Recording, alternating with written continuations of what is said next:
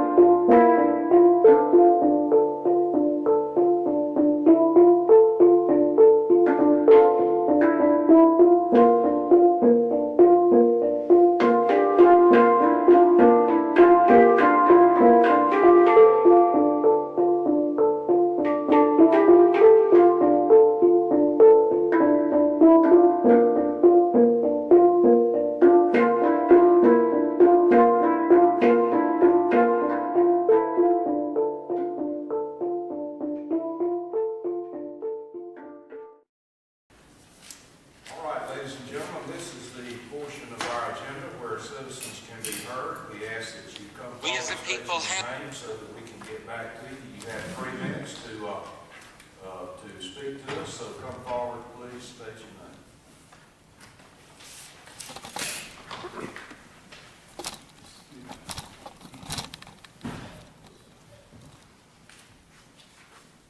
Good evening. My name is Mark George. I'm the coordinator of the Mary Turner Project. We're a race relations organization that was founded in 2007. And I'm here tonight because it's my understanding that next week you'll decide whether or not the name of 4th Street will be changed. I know there's been some debate about the origins of that name, so I've given you a couple of things. For the record, I was the person that originally researched the history of that street, as well as other streets in Valdosta. One of the things I gave you was the list of the names of streets that we identified in our organization that were named after slaveholders or Confederate veterans. So I know that I haven't been here to address this. My research was done, for the record, I'm a professional sociologist. I have a PhD, I used to teach at the issue. The research was done at the Historical Society, and since I did it, it's my understanding that the documents have kind of been misplaced. I also hear that there's kind of a rumor about whether it was named after an African-American man named Albert Forrest. And I think the evidence just totally disproves that. And some of that evidence is the fact that up until the 1930s, the Ku Klux Klan was very active in Lowndes County. In fact, they were organizing in 1993, still recruiting members. There was a long legacy of lynching in the region. Segregation wasn't addressed until the 1970s. Sonny Martin of the Lowndes County school system fought against the desegregation of schools, so did J.L. Newbern.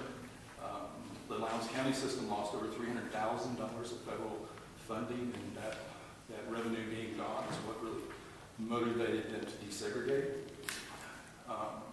And in fact, Valdosta City Schools only got out of a consent decree a few years ago that the Department of Justice had them under to fully desegregate. So the idea that Valdosta was progressive and named this street after an African-American man is just kind of a fantasy in all frankness. And when we look at the evidence of our community, the other thing I gave you, because when you start trying to talk about these things, and I've done extensive research on this, I've done a documentary film on it, there's all these myths about why the South left the Civil War. So the other thing I gave you was Georgia's own secession statement. So when I drive around and I see these streets, and I see the monument that was put on the courthouse lawn 40 years after the Civil War was ended, that was all a byproduct of retelling why the South went to war and seceded from the Union. So what you have before you is Georgia's official statement about why they left the Union, why they went to war with the Union. And in that statement, they say it's about slavery and the retention of slavery and the expansion of slavery. I'm sorry, Mr. George, your time's up. That has not come up for vote. We don't have another meeting until January. We won't have a meeting the end of this month because of Christmas, and we have not received proper documentation to put that item on the agenda, so that's where we stand right now. I'm just here to provide you with... I'm sorry, that's fine. We'll read this, and, your time's up. If you have any questions, my phone number's on there, so Okay. feel free to call me. Thank you. Thank you. Is it? Why they went to war with the Union. And in that statement, they say it's about slavery and the retention of slavery and the expansion of slavery. I'm sorry, Mr. George, your time's up. That has not come up for vote. We don't have another meeting until January. We won't have a meeting the end of this month because of Christmas, and we have not received proper documentation to put that item on the agenda, so that's where we stand right now. I'm just here to provide you with... I'm sorry, that's fine. We'll read this, and, your time's up. If you have any questions, my phone number's on there, so Okay. feel free to call me. Thank you. Thank you. Why they went to war with the Union. And in that statement, they say it's about slavery and the retention of slavery and the expansion of slavery. I'm sorry, Mr. George, your time's up. That has not come up for vote. We don't have another meeting until January. We won't have a meeting the end of this month because of Christmas, and we have not received proper documentation to put that item on the agenda, so that's where we stand right now. I'm just here to provide you with. I'm sorry, that's fine, we'll read this and, you know, your time's up. If you have any questions, my phone number's on there, so Okay. feel free to call me. Thank you. Thank you. Is anyone else in the audience that would like to come forward and speak? Anyone who would like to come forward and speak?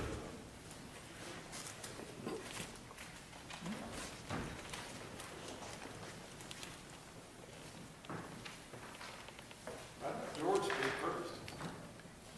I'm John Porterman. I live in the county, 6565 Porterman Road, but I do get my mail in the city at the UPS store on, up there on north edge of town. So I want to get some of y'all out the boat eventually. And we have an outing coming up February 2nd from Troopville Boat Ramp down to US 84. It's going to be a nice day on the river. I hope some of you will join us. I'll send you the invitation. And this coming summer, June, starting June 14th, 300 of our closest friends, which we hope will include you, will be boating from Troopville Boat Ramp, not just to US 84, but all the way to the Swanee. They're going to turn right all the way down to Brantford. 5 days on the river. And don't worry, you don't have to lug you here. They do that. They cart you out there in buses. They carry you back. They got places to stay. They cater the meals. So maybe you'd like that. Yeah. And I'd like to commend the Utility Director, Darrell Hughes, for all the recent work for improving the water system in addition to what you've already done.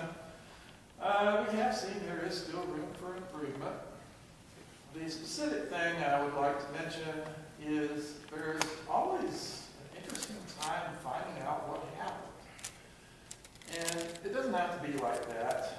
A good way to simplify this, and I'm not just talking about Valdosta, I don't know if you're aware, Lowndes County had a spill, so did Quitman. Most people don't know that because neither of them announced that to the public. The way I know is I asked the Georgia Environmental Protection Division. After many, many months, I finally found somebody. I asked her. She sends me the whole list of the whole state. Okay? They've got that list in a spreadsheet. They could just publish it online. I don't know why I have to do that. They could do it just as easily. Florida already does that. Alabama already does that. And both Florida and Alabama, you can sign up for email alerts. So when there's a spill, you get email, so you know. This would avoid this whole rigmarole of every time trying to find out who spilled, when, how much, how many locations. And 27 organizations in Georgia and Florida have already signed onto a resolution to that effect. This is just one sheet of the signatures. I'm hoping the city of Valdosta will entertain also signing on to it. There is some progress on it already. Georgia EPD Director Dick Dunn says it's an interesting idea. They're looking into it. And I also hear from the people who actually compose that spreadsheet that yes, they're considering it. But until I see these reports appearing daily on the Georgia EPD website, I'm still going to be asking for signatures. And I bet EPD would listen to the city of Valdosta a lot more than they've listened to me. So I hope you'll think about signing this thing. Thank you. Thank you, sir. We report every spill.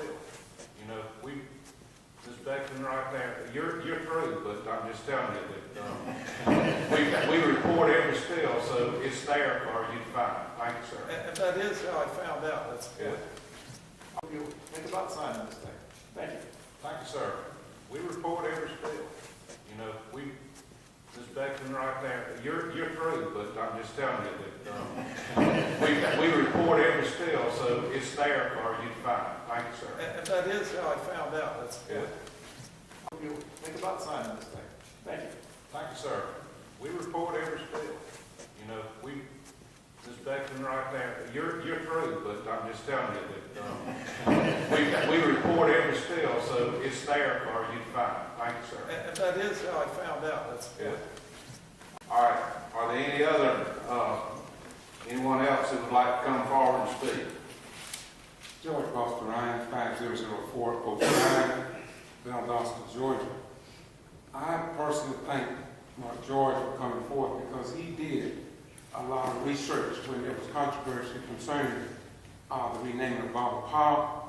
The Valdosta Daily Times, we know, actually published lies, and we see the same trend developing concerning the renaming of Forest Street. The archival record must be maintained, because if it's not, generations to come will be lost.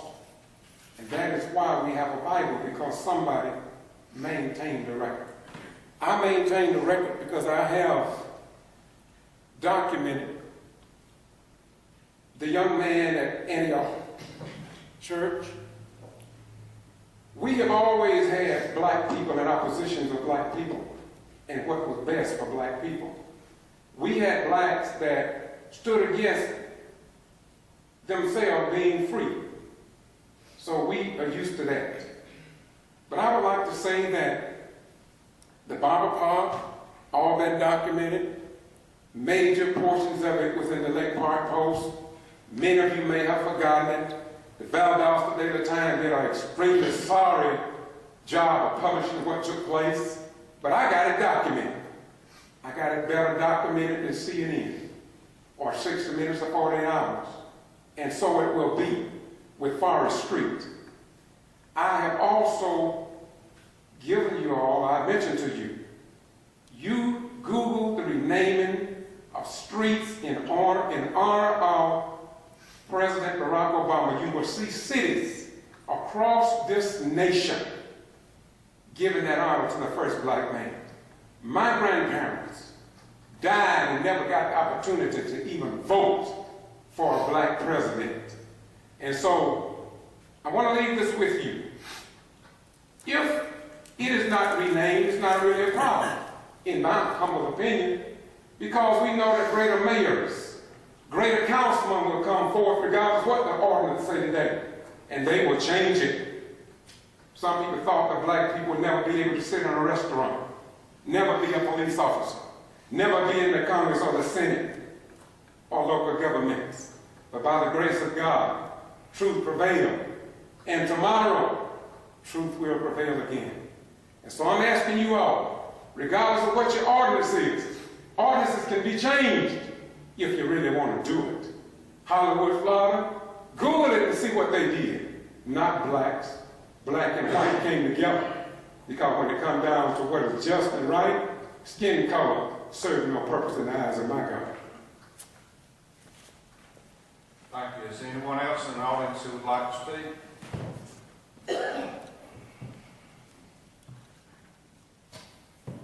Good evening. I'm John Robinson, 3027 San Domingue Circle, Lane Park. I commend Mr. George Boston Lyons and Mr. Mark George for statements that they made pertaining to the issues they are speaking on. But I'm here to talk about economic redemption that we need here in this city. We're working with the banks. We've been working with banks for the last several months, trying to get something accomplished that we can get the banks to come together and help the small businesses thrive better in our city. And we're asking that you guys put a little bit more emphasis on the VSAP program, and we're going to be trying to work with contractors to get them to comply with the program and join back up with the program and see if we bring things together. We need some money to circulate through our community. That's the major problem that we have. It's millions of dollars that come through this city, and we have been deprived from that money because of the situations that we present, because contractors can't get the financial stability they need. And sometimes the programs that's implemented don't need to be revised to the point they can be broken down to a simpler basis and simpler terms. We just here to ask that everybody see they can comply with something that can contribute to making a better economy for us here in our city, and we can try to live better. Thank you. Thank you, sir. Anyone else who would like to speak? Anyone else who would like to come forward and speak?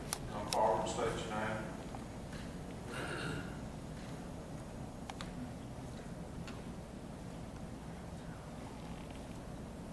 Yes, my name is Charles Robert Judge Sr., and I was going to comment on something totally different. A local businessman that all you guys do business with, the city, the hospitals, the VSU, and everything attacked and assaulted me. And I've tried to get something done about it. Former Police Chief Childress got me in front of a judge a few months ago to present my case, and she will not rule on it. The guy attacked me without cause, without provocation. There were several witnesses, people who came forward, work for him, then or still do, and they testified against him in my behalf. Get into the details, but I'd be glad to, and all the stuff downstairs, I'll be willing to show you. His name's Ron Corbett, runs the boardwalk, and this case is in civil court and criminal court. The criminal thing is 18 CW 00462, Charles Robert Judge versus Ron Corbett and the boardwalk, and the civil case is CD 16 1589. Same thing, Charles Robert Judge versus Ron Corbett. The guy, as it came out in the civil stuff, has done this several times before, and he's trying to make a racial issue out of it as a reason for assaulting me. I am not a racist, and a lot of people here, this fellow, a lot of folks know it. I go to a church that's predominantly black, and been going home 40 since it never happened. And I know that you guys can't do anything about the court, but I would love to let you know where you're spending your money and what kind of person it's going to. And that's probably all I have to say. Thank you very much. Thanks, sir. Anyone else who would like to come forward and speak?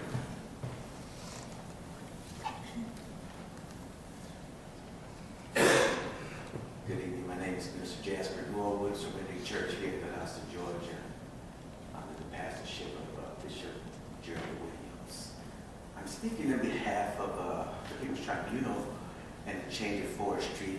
I headed the petition, and I'm very thorough individual. But what I find is a travesty to me is that when one puts so much emphasis on trying to dispel something, it gets my attention. And when I find that in life that the truth doesn't need explaining, whenever someone puts so much attention on trying to dispel something, that's where I find the issue that, and we are in total compliance with the ordinances required for the petitions, and everything's in line. And to get the results back that I got, it was just, it was unbelievable to me. Unbelievable to me. But I really, really want to have concern about this city being 1% black, of African descent. We're not asking for anything. We're just asking, we're not actually able to give us anything, but we're asking what we require. And that's what we require, the change in that name from a Ku Klux Klansman, a Confederate soldier, to Barack Obama Boulevard. The truth is going to prevail, always. That's the ways of God. Thank you. Is there anyone else who would like to speak? Anyone else who would like to come forward and speak? All right. In that case, Mark, you want to give us your report?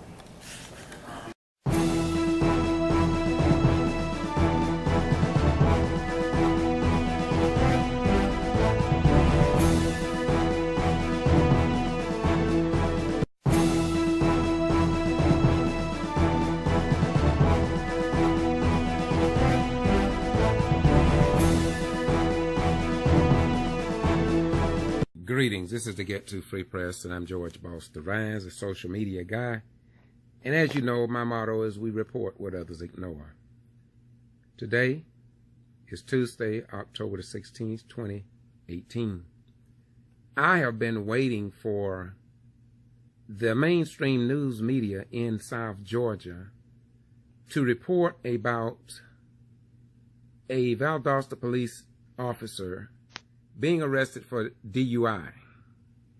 We've been waiting for the Valdosta Daily Times and the local TV stations to publish that DUI, but it just didn't happen.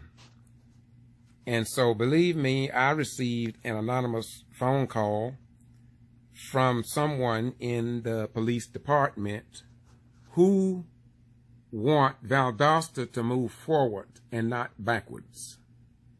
I chose to wait and see. So tomorrow will be over a month. And so I figured now's the time for me to publish about this DUI. And that's what this video is about. It is to let the people at Moody Air Force Base, Georgia Military College, Wild Adventures Theme Park, Wiregrass Technical College, Valdosta State University, and other locations understand I've been saying it for a long time that there is something seriously wrong here in the state of Georgia, as well as here in the United States of America. Sit back, watch, and check your local news media network out and see if this was ever published to you, the general public, under the founding fathers of this great republic, which says that we should have freedom of speech, freedom of the press, and a right to vote and to hold public office in the land of the free and the home of the brave. Once again, sit back, relax, and enjoy. I only do this because you who are serving at Moody Air Force Base, Camp Lejeune, Alford Air Force Base, Nebraska, you need to know why you serve in your country. And do you have a freedom of the press? And is it why you really are serving in the armed forces to protect our rights, while somebody feel it necessary to only have a free press, possibly for those in the clique and among the slicks? Listen, please. Greetings. This is the Getto Free Press, and I'm George Boston Rise in Valdosta, Georgia. Today is October the 16th, 2018. I'm standing in front of the Georgia State Patrol Office, not by accident, but because I was called anonymously about an issue that the Valdosta Daily Times and the local South Georgia news media networks, in my opinion, have already published to you, the general public. And when I was called about this incident, there's a police officer from the Valdosta City Police Department that was picked up for DUI and failure to maintain lanes. And when I was called about this incident, there's a police officer from the Valdosta City Police Department that was picked up for DUI and failure to maintain lanes.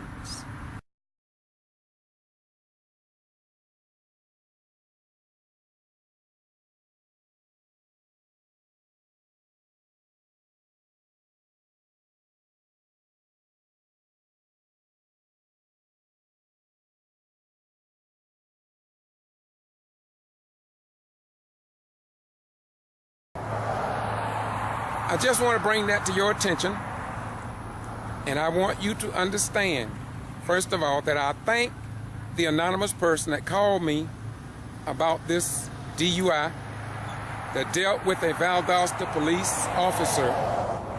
And I'm sure that the Valdosta Daily Times and the local TV stations have already published this. I was just late getting it, and I want to thank the anonymous person that called me about it, and his concerns was that why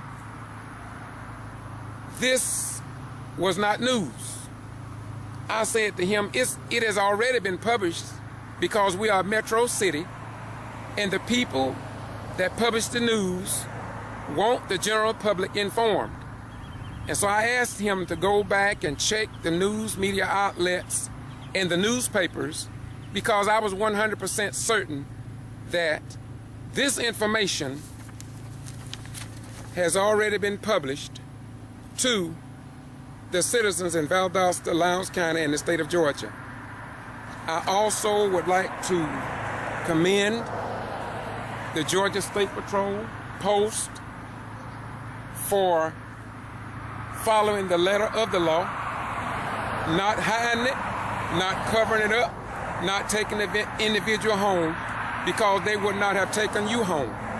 And so I want to commend the trooper for doing what is right. And I'm sorry that this happened. I do believe that we all should be careful on the roadway to protect the lives of other human beings as well as animals. Once again, this is the Getto Free Press. I do this because I love you, the people of Valdosta, Lowndes County, the state of Georgia, in the United States of America, and I served this country for over 20 years. And I do believe in freedom of the press, freedom of speech, freedom of religion, the right to vote, the right to hold public office without impediments, without being intimidated, suppressed, and removed from office once you are elected if you are Black American. And we know this is happening under Secretary of State Brian P. Kemp, as it was with Equipment 10+2, Meg's Mayor Linda Harris, Camilla Mayor Rufus Davis, Lumpkin Mayor Charles Davis, Douglas Mayor Christopher Wright, who was shot 6 times, and many other areas in the state of Georgia that the news media will not connect the dots. And so this is why you must use your cameras, and when you are called anonymously, not as a member of the press, but as a common citizen, when you see it, report it. They tell you, when you see something, say something.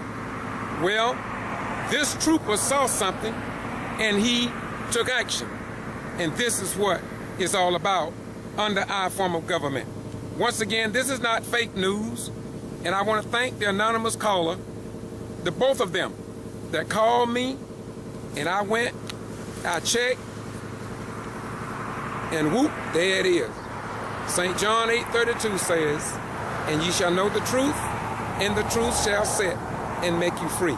Now I'm asking you to go back, get your copy of the Valdosta Daily Times, and read about this DUI that took place, not this month, but according to what I have in my hand,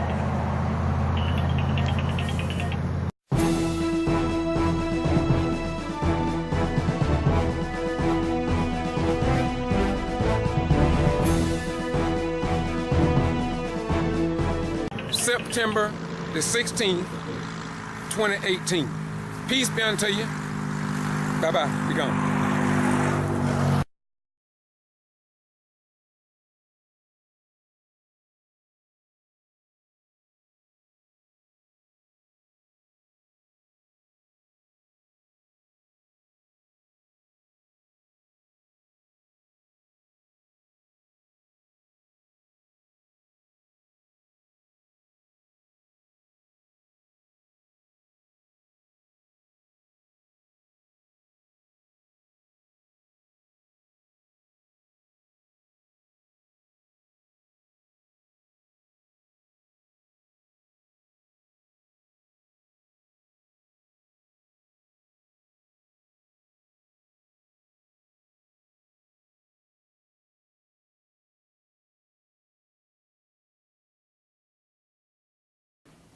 Why they went to war with the Union. And in that statement, they say it's about slavery and the retention of slavery and the expansion of slavery. I'm sorry, Mr. George, your time's up. That has not come up for vote. We don't have another meeting until January. We won't have a meeting at the end of this month because of Christmas, and we have not received proper documentation to put that item on the agenda, so that's where we stand right now. I'm just here to provide you with. I'm sorry, that's fine. We'll read this, and your time's up. If you have any questions, my phone number's on there. So Okay. feel free to call me. Thank you. Thank you.